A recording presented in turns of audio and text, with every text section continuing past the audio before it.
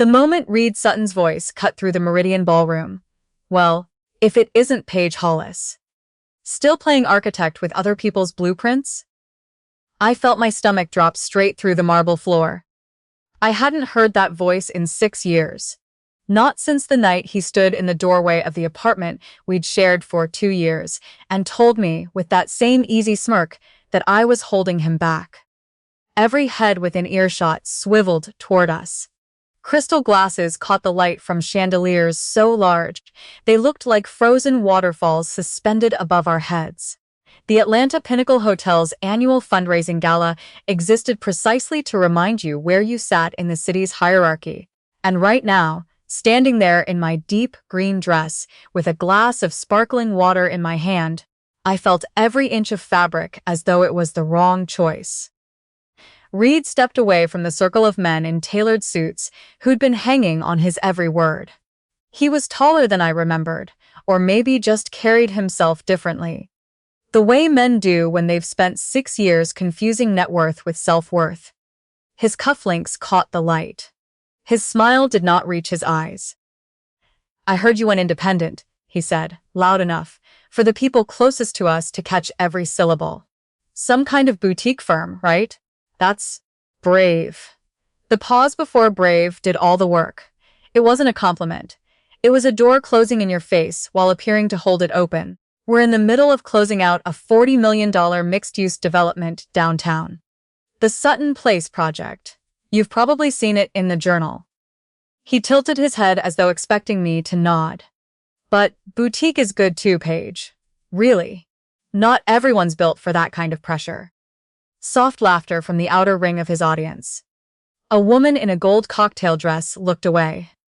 One of his associates actually nodded, as though Reed had said something worth agreeing with. I took a slow breath and kept my expression still. My name is Paige Ashford. I am 32 years old. 6 years ago, I was a different version of myself. One who believed that the right person could see the parts of you still becoming and choose to nurture them instead of dismiss them. Reed Sutton was not that person. We met at Georgia Tech in our final year of graduate school. He was in real estate development. I was in architecture. 4 years together, 2 of them in a midtown Atlanta apartment, with a broken dishwasher and a parking garage view, and the kind of ordinary happiness that feels limitless while you're inside it. I thought we were building towards something. I thought that when I said us, he understood the same word I did. The night he left, his firm had just landed its first major contract, a $12 million development in Buckhead. I watched something shift in him the moment the deal closed. Something that had probably been shifting for a long time without me noticing. By the next morning, he was packing his things. He said I was too cautious. He said my career was stalling. He said he needed someone who matched his ambition, his level, his future. He delivered it cleanly, the way you close out a spreadsheet. Efficient, bloodless, done. And then, at the door, he said, "You're going to spend the rest of your life designing other people's small dreams, Paige. I need someone who thinks bigger." For a long time, I turned that sentence over more than I should have. But here's what Reed never understood about me, and what took me some time to fully understand about myself. I am not a person who moves fast. I am a person who moves right. I took the quiet years after he left. The lean ones. The ones where I was eating cereal for dinner and learning everything I didn't yet know, billing 60 hours a week and sleeping 6.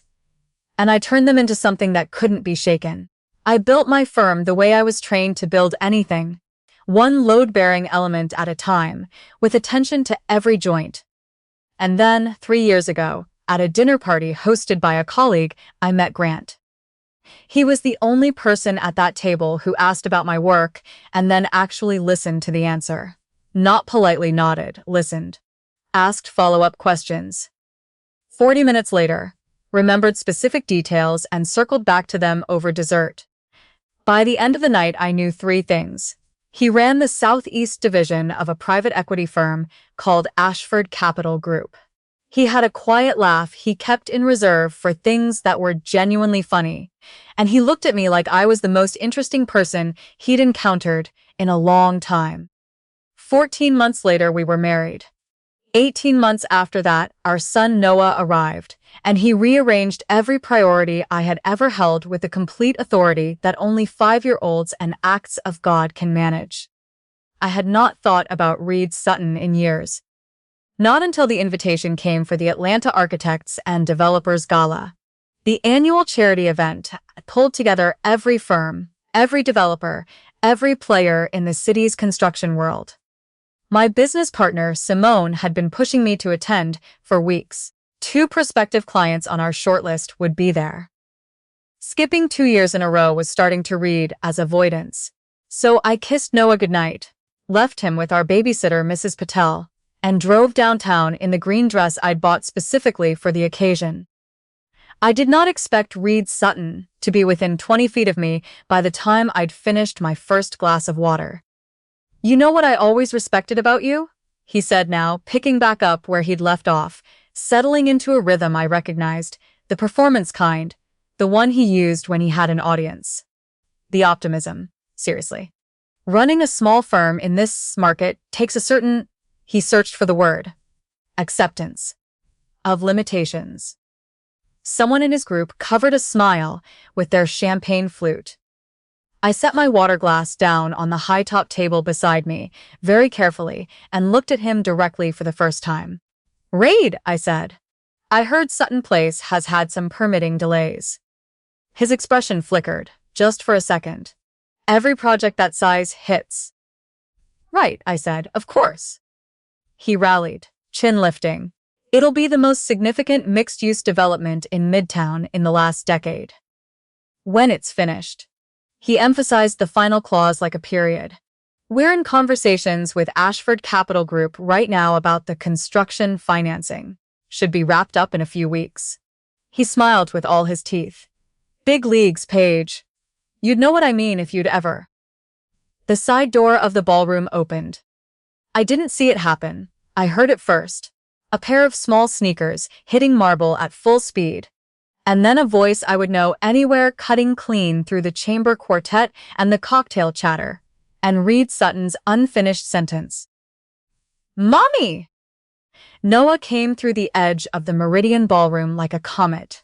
Button-down shirt untucked, hair sideways, sneakers squeaking in an irregular rhythm as he weaved around catering staff and bewildered guests with the sovereign disregard for social occasion that exists only in small children and extremely powerful executives. He covered the distance between the side entrance and me in about 8 seconds and launched himself into my arms with complete trust that I would catch him. I did. "Baby!" I held him tight, heart hammering. "What happened? Where's Mrs. Patel?" "She fell on the porch step," he reported into my neck, breathless, absolutely convinced he had handled this situation correctly. "Her ankle." "She called Daddy and Daddy said, 'Come find you.'"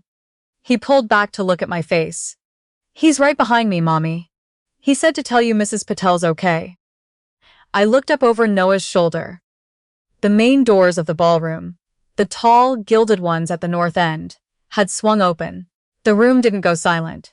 It just shifted, the way a room full of people shifts when something with genuine gravity enters it.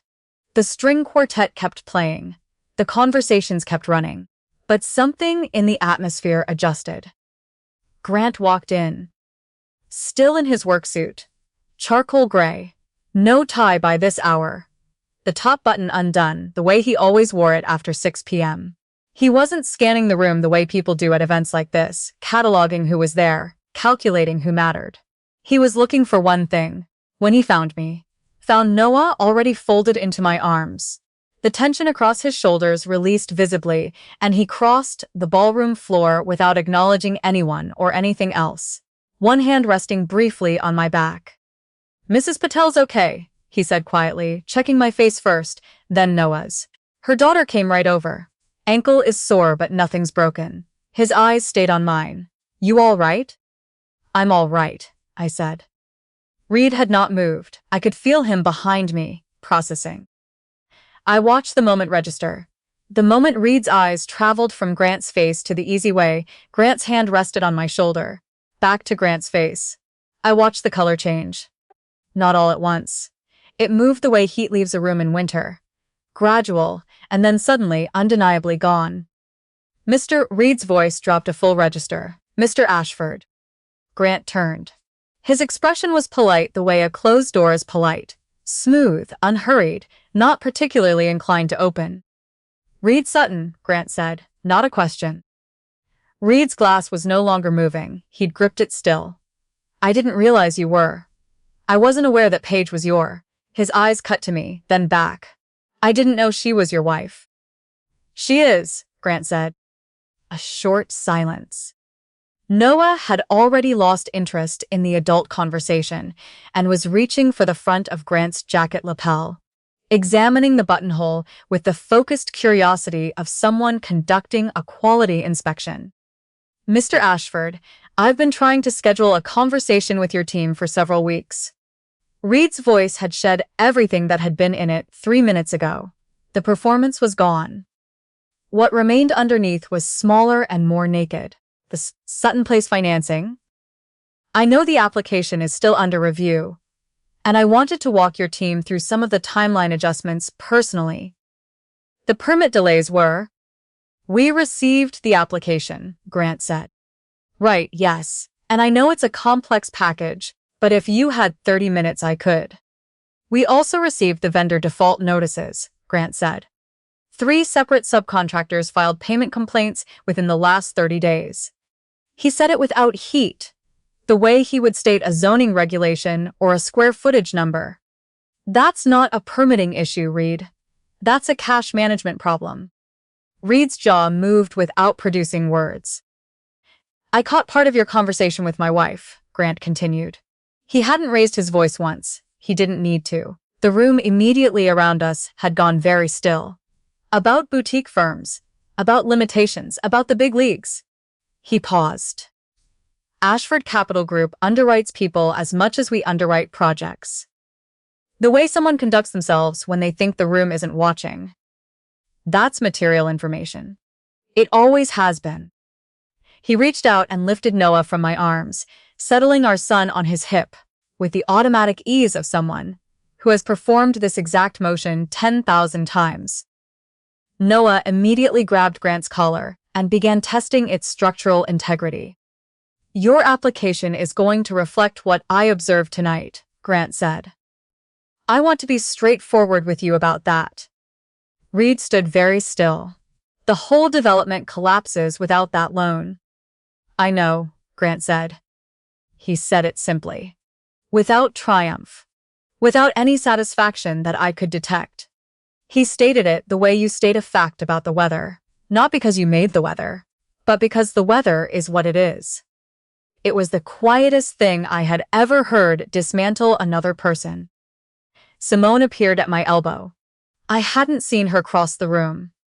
She pressed a fresh glass of water into my hand and said nothing, though the expression on her face held an entire conversation.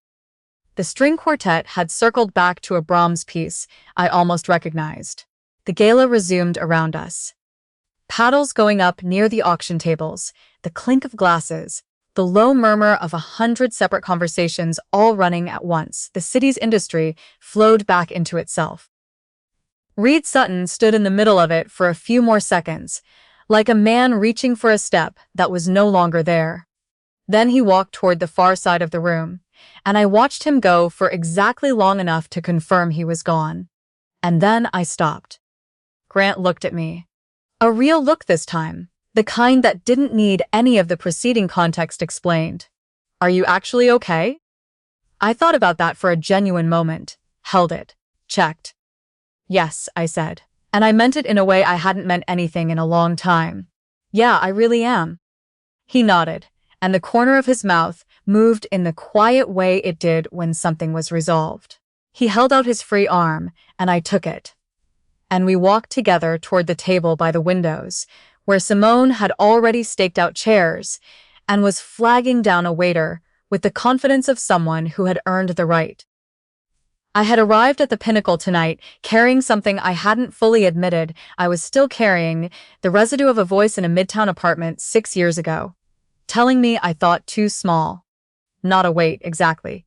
More like a stone in my shoe. Not always painful, just there.